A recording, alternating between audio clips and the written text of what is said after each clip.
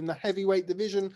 Anthony Joshua and Tyson Fury, I mean, whisper it quietly, but it looks like it might happen this year. The words that coming out of Bob Arum's mouth, out of Tyson Fury, Anthony Joshua, Eddie Hearn, they're all saying that it's going to happen this year. Talk to me about that fight. Well, let's hope, look, for a start off, let's hope that fight does happen. Because, like, you know, that and Errol Spence and Crawford are the two biggest fights in world boxing that we all want to see. Look, I hope the fight happens. Do I think it'll happen? I don't know if it's going to happen in the first half of this year. You know, for a start off, it can't happen in the UK where they're originally talking about it. The other thing with Bob saying that, you know, it's going to happen, we know that Wilder still believes that he has a contract for the third fight. And the fact that that's in the court system at the moment leads us to believe that there is some validity to that. You know, I'm hearing that the Wilder had split with Shelly Finkel, and the reason why the contract got sent back late was because Finkel had left the contract on his desk after they parted ways and hadn't secured the third fight by a certain date. You know, obviously for Deontay Wilder, the biggest piece of business that he could possibly do at the moment is a third fight with Fury. And I'm sure after his performance in that second fight that he would be, you know, very, very keen to get in there and try and redeem himself. So I know that him and his team will be fighting very hard to secure that fight and to make sure it happens. If it doesn't happen, you know, obviously that opens the door for Fury Joshua. But, you know, then we still have Alexander Usyk to deal with. And, you know, there were reports at one stage that, yes, they had accepted the step-aside money. They were happy to allow that fight to take place. Now we're being told, no, that was just a media story, that no, they haven't. Very interesting, which once again leads me to Joseph Parker going to the number 2 position in the WBO. And I think that it's very, very important for us that if, you know, who really knows what's going to happen? One thing I know about Anthony Joshua is he doesn't like to give belts up. He has massive respect for all the belts, and, you know, I know that he will do everything in his power, even if it costs him quite a lot of money, to keep those belts and try and fight for a unified belt.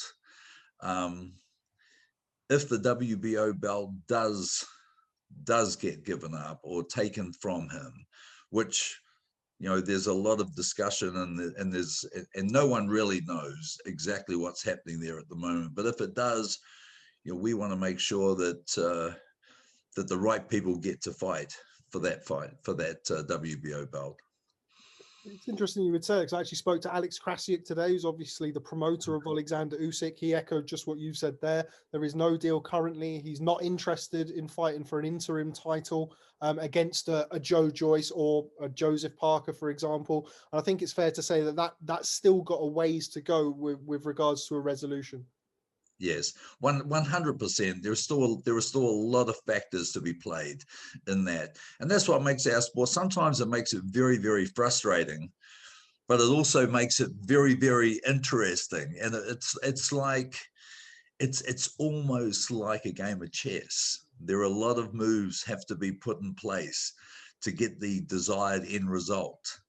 And it's quite captivating, and especially for those like yourself and me, you know, who live the sport and follow the sport, and you know, and are watching things evolve and change, and all the different factors play their part. I find it very, very interesting. Sort of the game within the game. Yes, mate. There's always a game within the game. There's always at least one in boxing, yeah. Sometimes several games going on at the same time. We mentioned Anthony Joshua. Of course, he boxed before Christmas against Kubrat Pulev. What did you make of his performance? Well, I tell you what, it was, you know, thank God he got him out towards the end, because if he hadn't have knocked him out, it would have been, his stocks would have gone down from that performance. One thing I will say, that the Anthony Joshua of old would have knocked Pulev out in the 4th round. There's no doubt about it. The 2021 Anthony Joshua, or should I say the post Andy Ruiz 1 fight Anthony Joshua, is a guy now who is very more calculated, very more patient, who realizes that he can get clipped, he can get hurt. He can't afford to be reckless and throw punches with reckless abandonment just to knock somebody out. That other fighters do have the ability to damage him. And I thought we saw that in the 4th round, where Ruiz, Joshua won. I could see it playing over in his mind. I don't think Pulev had a lot left in the 4th round, and I think it would have been a fairly safe bet for him to put the foot down and to line him up and knock him out. But, you know, rounds 4, 5, 6, 7, I was thinking, come on, man, this is your stocks are going down by the round.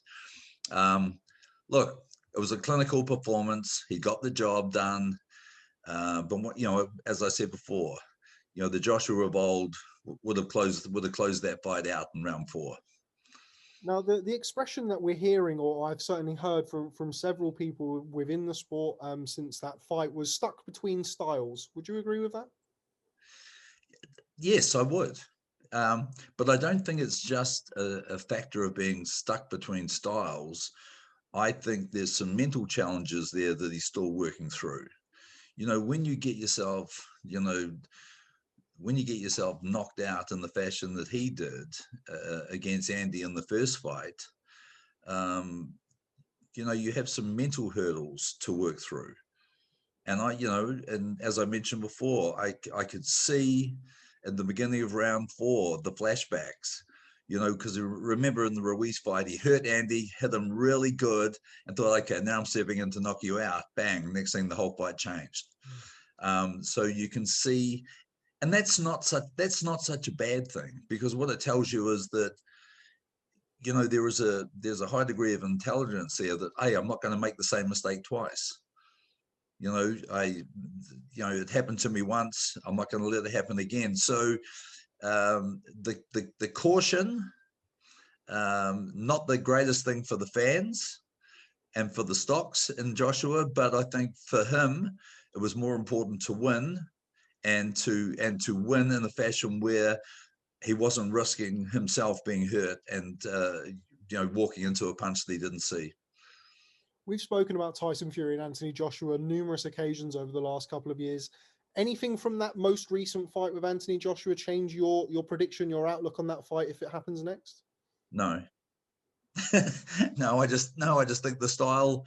I think Joshua, the Joshua of old, who would let his hands go and would throw, would throw big uppercuts, big left hooks, try and set up that cannon right hand and just do anything to land it, was more dangerous to Tyson Fury than the one I'm seeing at the moment. I actually sat there watching that fight with my son, and I sort of thought, God, Tyson will be loving watching this.